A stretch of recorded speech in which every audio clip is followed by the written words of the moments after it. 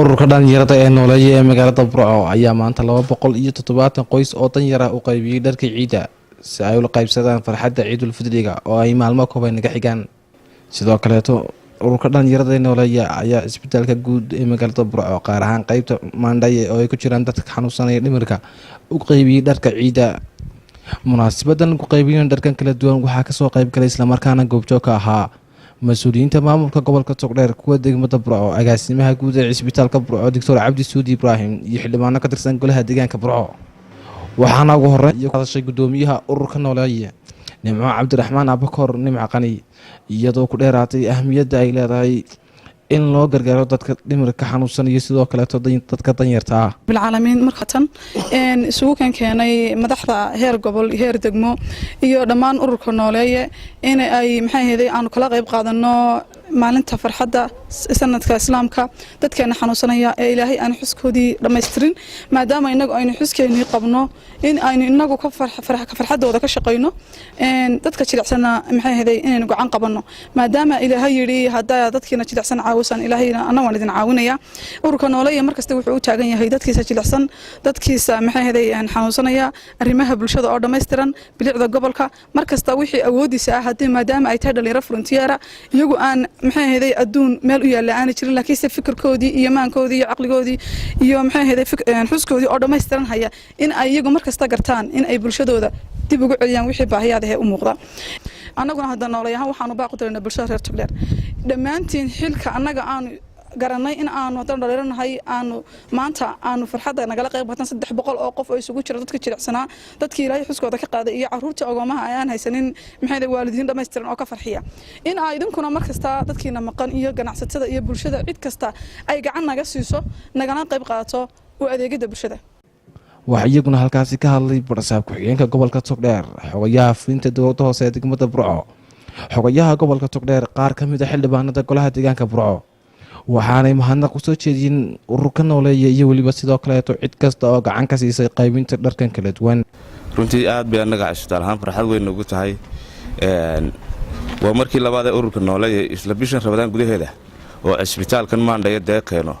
aad iyo aad baan ugu mahadnaqaynaa dhalinyarada reer Burco ee dadaalka weyn ku jirta sidii bulshadooda u caawin lahaayeen mar labaad aad baan ugu mahadnaqaynaa ururka nooleeya oo maanta iyaguna la ciidsiinaya bulshadii halkan la joogtay marka aad baan ugu mahadnaqayaa waxaan u mahadnaqaynaa ururka nooleeya bisha Ramadaan dadkii jilicsanaa u gurmaday oo qartay inuu intii u liidatay ahayd agoon iyo dad waalan ay ka farxiyeen iidaa ilaahay idinka farxiyaan dilaan dhamaantiinba ururka nooleeya iyo wixii ka taageerayba waxaan leenahay hawshan Allah ka sii wada bulshadana inta jilicsan inta u shaqeyso baa ugu ajar badan wala way Ramadaan waliba marka wax kale ma inaanu idin ducayno inaanu idin taageerno nahay ma dabaan nahay dawladii hoose ama bulshada aanu nahay arinka waan soo dhaweynaa inaanu gacan ka siinayno diyaar baan nahay waxaan leenahay dadka jecel muxsiniinta ee jecel samafalka jecel dhalinyarada waa aragtaan isxilqaantay ururka nooleeya idinkuna ku daydo oo dhakhtarkiina iyo dadkiina dayarta ah jilicsan si ay ugu dabqaadeen ay u ciidsinayaan idinkuna waxyaalo badan baa idinka baahan yahay waalidin baahan yahay ku soo dhawaada degmada Burco wax badan baa yaalo oo baahiyaada waxaan kale uga mahad celinayaa ururka nooleeya hawshan ay qabteen ee oranaysa in ay sida loo kala jilicsan yahay ay wax u eegaan ama wax u ururiyaan ama wax u tabarucaan aad iyo aad baan ugu mahadnaqayaa waana soo dhaweynaynaa wax alla wixii hawlana waa la qabanaynaa ee ay nooga baahdaan waanay mahadsan yihiin ganacsatada iyo dadka waxaystay gobolka Togdheer inay ka war hayaan isbitaalka Maandhaye cidina ma maqna eelo ma qodna iyagu baa u hantiya iyaga u dada iyaga u cida waxaan leeyahay hadi waa bishii Ramadaan waa bishii sadaqada dadka waxaystay ilaahay wuxuu dhiibay waxaan leeyahay ka war hay oo kaalaya oo dadkani waxay ku sugan yihiin arka oo wixii ay u keeni karaan keena maanta halkan horta mahad u soo jeedinaynaa ururkan nooleeya iyo gudoomiyaheeda Nimco Qaniba waa urur runtii aad iyo aad u firfircoon ma aha markii ugu horeeyay waxaan oo kala ay soo bandhigaan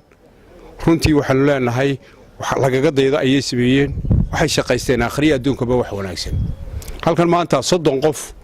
oo dadkan dhakhtarka xanuunsanaya Maandhaye ayay yaallaan dirayska baalkii iidoodii dharkoodii ku iidayeen waxa kaloo ay mar dhow iyadana ku qaybinayaan xanaanada dhexe 270 qof oo isugu jira carruur iyo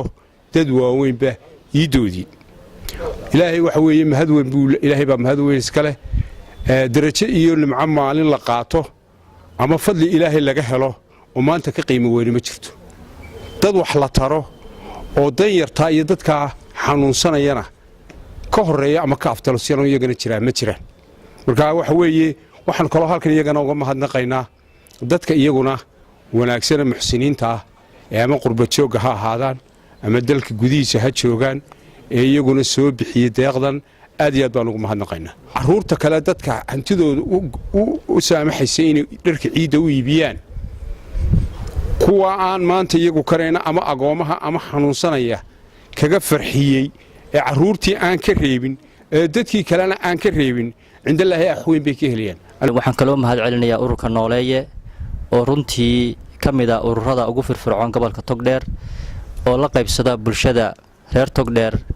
arrimaha runtii khayriga ah aad iyo aad baan ugu mahad celinayaa jazaakumullahu khayran baan leeyahay ilaahayna wuxuu noo tilmaamayaa inaan wanaagga aan isu kaashanno wixii khayr aan isu kaashanno waxaad moodaa insha allahu tacaala inaad aayaddii qur-aanka ahayd aad qaadateen ilaahayna waxaa miisaanka xasanaadka idiin saaro dhammaantiinna aad iyo aad baa u mahadsantihiin cid kasta oo gobolka reer togdheer ama qurbajoog ha ahaato ama ganacsato ha ahaato waxaan ugu baaqaynaa insha allah inay ka qayb qaataan horumarka gobolka iyo dadkooda dhibaataysan siday u caawin lahaayeen hadday ciid noqoto iyo hadday afurin noqotaba insha allahu tacaala aad iyo aad baan ugu baraarujinayaa mar labaad iyo mar saddexaadba aad baan idiin salaamaya assalamu calaykum waraxmatullahi wabarakaatu ururka dhalinyarada nooleeye ayaa ka mid ah ururada kala duwan ee ka jira gobolka togdheer islamarkaana caawiyo dadka jilicsan iyo weliba kuwa danyarta ah oo axmed kaafi wararka magaalada burco ee xarunta gobolka togdheer